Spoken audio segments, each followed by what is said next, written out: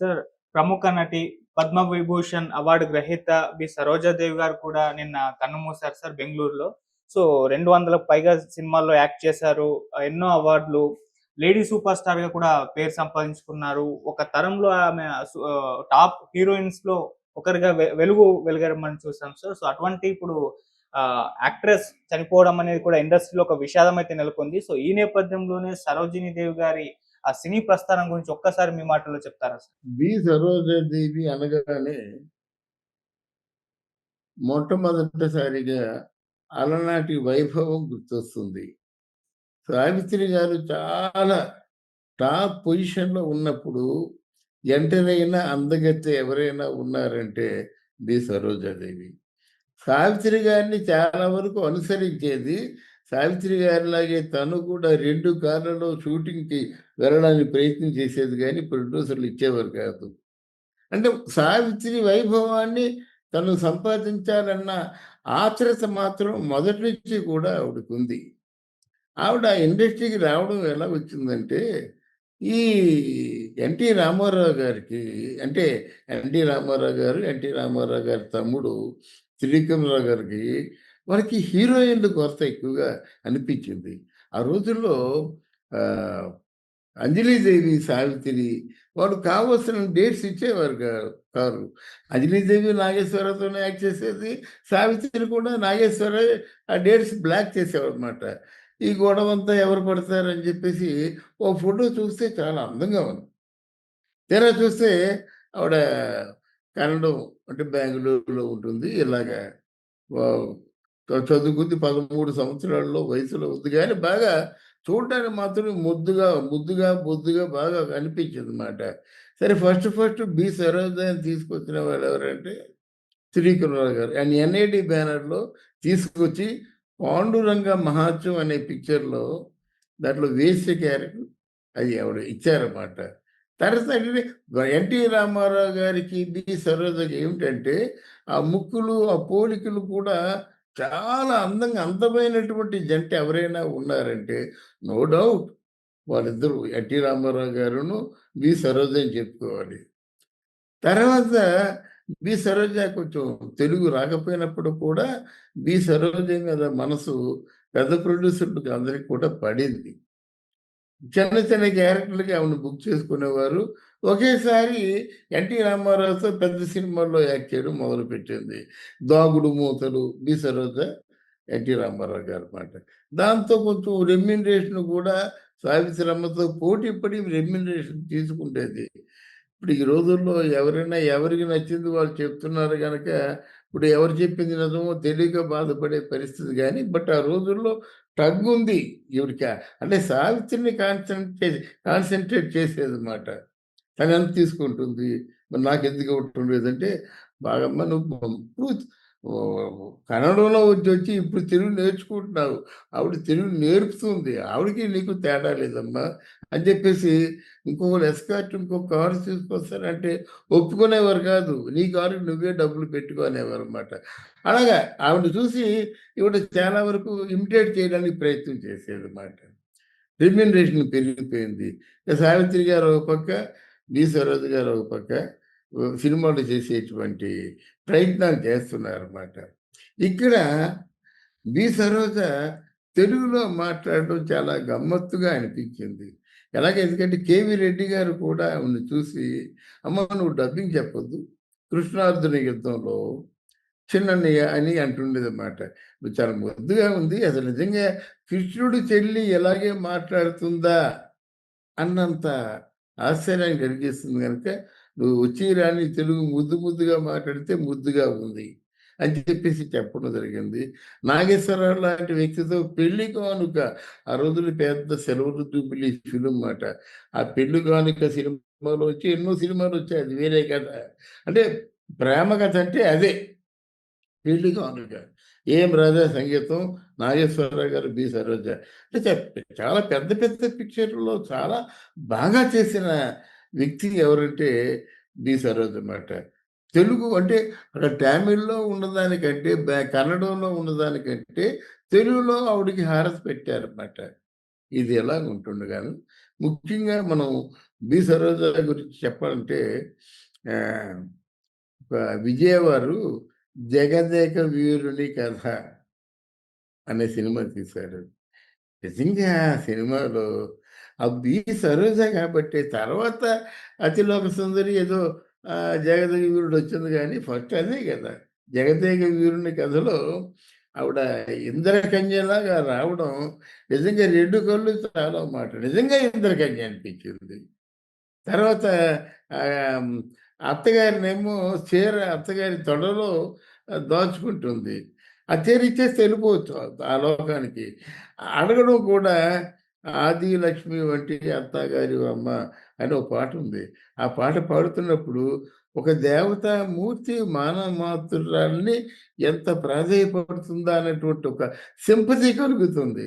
అక్కడ అక్కడ ఆహ్ 'జగదేక వీరుడు' తాలూకు తల్లి పాత్రలో ఉంటే కన్నమ్మ అనుకుంటా. నటించినటువంటి ఆవిడ కాదు కదా! మనం కూడా ఆ పాత్రలో ఉంటే ప్రాణాలను ఇచ్చేద్దాం. అంత ప్రాధేయపడుతుంది అనిపిస్తుందన్నమాట. అటువంటి క్యారెక్టర్స్ తను చేసి నిజంగా 'జగదేక వీరుడు' అంత బాగా రాణించిందంటే ఆ ఇంద్రకన్యలాగా ఉండడమే. తదుపరి క్యారెక్టర్ కూడా 'జయంత్' ఒక వరుణ కన్యగా యాక్ట్ చేసింది. నాగకన్యగా విజయలక్ష్మి యాక్ట్ చేసింది. నిజంగా నమ్ముతున్నాం.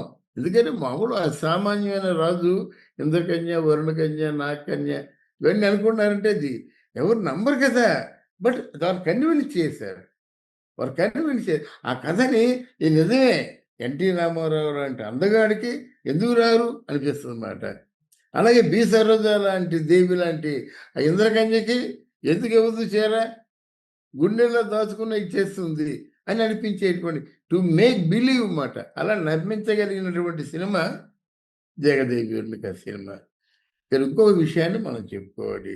తెలుగులో ఎంతైతే రాణిస్తుందో, బి సరోజాదేవి తెలివితేటలు ఏమిటంటే, ఎన్టీ రామారావు గారితోని, నాగేశ్వరరావు గారితోని ఒకేలాగా, ఒకే ప్రేమతో, ఒకే వాత్సల్యంతో, ఆ ఫ్యామిలీస్‌తో కూడా ఆ తెలివితేటలు చూపించగలిగింది బి సరోజ. సావిత్రమ్మ వీళ్ళు తేలిపోయారు అంజలీదేవిని. ఎందుకంటే సావిత్రి గారికి, అంజలీదేవి గారికి నాగేశ్వరరావు గారే ఇష్టం. వాళ్ళు పబ్లిక్‌గా చెప్పుకున్నారు. ఇప్పుడు అలా కాదు. ఇక్కడ నాగేశ్వరరావు గారితో ఆ సినిమాలు 'పెళ్లి కానుక' లాంటి సినిమాలు గాని, ఇప్పుడు 'అమరశిల్పి జక్కన్న' లాంటి సినిమాలు గాని, 'ఆత్మబలం' లాంటి సినిమాలు గాని, చాలా సినిమాలు బ్రహ్మాండంగా యాక్ట్ చేసింది. అలాగే తమిళంలో కూడా 'శివాజీ గణేశన్‌తో', 'ఎంజీఆర్‌తో' సినిమా అనమాట. The most romantic pair in Tamil Nadu is 'M G Ramachandran', 'B Saroja'. వాళ్ళు మామూలు రొమాంటిక్ పేరు అంటే మామూలు పేరు కాదు. వాటికి స్పెషల్ కాస్ట్యూమ్స్, స్పెషల్ గెటప్పు స్పెషల్‌గా సహజంగా ఆ రోజుల్లో ఔట్‌డోర్ ఎక్కువ వెళ్ళేవారు కాదు. అసలు డబ్బులు ఖర్చు పెట్టి 'ఎంజీఆర్' సినిమాలకేమో సెట్టింగ్‌లు వేయడంతోనే మొదలైంది సినిమా తాలూకు వైభవం. ఎంజీఆర్ బాగా పేరున్నవాడు. మంచి మాస్ హీరో. మంచి ఫాలోయింగ్ ఉన్న హీరో. అయితే ఆ రోజుల్లో ఒక 4,00,000, 5,00,000 పెట్టి సెట్ వేయడం అంటే ఆయనతోనే మొదలైంది. అలా భారీ సినిమా ప్రపంచం అంతా తిరిగి సినిమా తీసుకొచ్చాడంటే ఆయనతోనే మొదలైంది మాట. అట్లాంటి వ్యక్తితో చాలా సినిమాల్లో యాక్ట్ చేసినటువంటి అదృష్టం బి సరోజాదేవికి ఉంది. విశేషం ఏంటంటే ఈవిడకి పుట్టిన బిడ్డకు పేరేం పేరు తెలిసినా రామచంద్రన్ అని పెట్టిందన్నమాట. దానికి 'ఎంజి రామచంద్రన్' ఆశ్చర్యపోతూ, "ఏంటమ్మా ఇలా పెట్టావు? ఎవరైనా ఏమనుకుంటారంటే" "అదేంటండి మీరు నాకు కావాలి. మీరు నా దైవం. మిమ్మల్ని నా కొడుకులో చూసుకుందాం అనుకుంటున్నాను" అనేసరికి మారు మాట ఆడలేదన్నమాట. ఇక్కడ నేను చెప్పదలుచుకుంది ఏంటంటే, ఆవిడకి ఎంత లౌక్యం ఉందనేది చెప్పదలుచుకున్నమాట. కాబట్టి 87 సంవత్సరాల వరకును అసలు ఎక్కడా కూడా వార్ధక్యపు ఆ పోకడలు ఎక్కడా రాకుండా అంత stubbornగా ఉందన్నమాట. ఇప్పుడు 47 సంవత్సరాలకే సావిత్రం పోయిందంటే ఆ ఎమోషన్స్, ఏడుపులు, గోల, ఆవిడ ఏడడం, మిగతా వాళ్ళు ఏడడం అంతా ఉందన్నమాట. అంటే నటి అన్నది బి సరోజాలాగా దేవిలాగా ఉండాలంటనమాట. అన్నీ భర్త చనిపోయినప్పుడు కూడా కేర్ ఫ్రీగా ఉంటూ ప్రాపర్టీస్ ఉన్నాయి, పేరు ప్రఖ్యాతులున్నాయి. చాలా ఆనందంగా గడిపేసిందన్నమాట ఈ సరోజ. తెలుగులోను, తమిళంలోను, కన్నడంలో కూడా తెలుగు, తమిళ్‌లోనే మంచి పేరు తెచ్చుకుంది. అలాగే ఒక బిడ్డ మంచి అరసు ఫ్యామిలీలో పడిందన్నమాట. దేవరాజు అరసు ఫ్యామిలీలో పడిందన్నమాట. అయితే ఇక్కడ 87 సంవత్సరాలైనప్పుడు కూడా ఎప్పుడు కూడా మన వజ్రోత్సవాల్లో వచ్చింది. నాగేశ్వరరావు గారిని అడిగారు, మీ పక్కన యాక్ట్ చేసినటువంటి హీరోయిన్లు అందరికంటే ఎవరు మీకు బాగా నచ్చిన హీరోయిన్ అంటే, ఆ వయసులో కూడా నాగేశ్వరరావు భుజం తరిచి నేనని చెప్పు అంది. అంటే నువ్వు పప్పు మునుగుతుందమ్మా, నా తరపున నా పక్కన నటించిన నా హీరోయిన్లు అందరికంటే నాకు బాగా నచ్చిన హీరోయిన్ నా భార్య అన్నాడనమాట. అంటే ఇలాంటి చిలిపి పనులు చేసేది తెలుగు నటీనటుల్ని కానీ తెలుగు నటులను కానీ బాగా ఆత్మీయంగా చూశారన్నమాట. అటువంటి నిన్న ఏమైపోయిందంటే ఈ కోటా శ్రీనివాసరావు గారి తాలూకు హడావిడిలో ఉన్నారు కనుక ఆవిడకి రావాల్సినటువంటి స్పందన రాలేదు.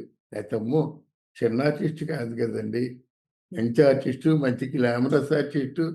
గ్లామర్కి నిర్వచనం తర్వాత ఒక వెలుగు వెలిగింది సావిత్రమ్మ. తర్వాత రోజుల్లో వాళ్ళిద్దరి మధ్య మంచి స్నేహం ఉండడం, ఇదంతా ఒక ఎర అంతా సావిత్రమ్మ, బి సరోజాదేవి. తర్వాత బి సరోజాదేవి ఒప్పుకుంది. ఆవిడ మహానటి. ఆవిడని చూసి మనం నడుచుకుంటూ వెళ్ళిపోవడం తప్ప మనం ఏం ఫాలో అవ్వలేమని ఒప్పుకుంది. ఇద్దరు మంచి స్నేహితులు అయ్యారు తర్వాత. అంటే మా తెలుగు, తమిళ, కన్నడ అంటే అన్ని భాషల్లో నటించినటువంటి నటీమణిగా ముఖ్యంగా జవహర్లాల్ నెహ్రూ గారు ఈవిడ ఒక ఏదో అవార్డు, సినిమా అవార్డు తీసుకోవడానికి వెళ్ళినప్పుడు చూశాడనమాట. ఆవిడ అందానికి ముగ్ధుడైపోయాడు.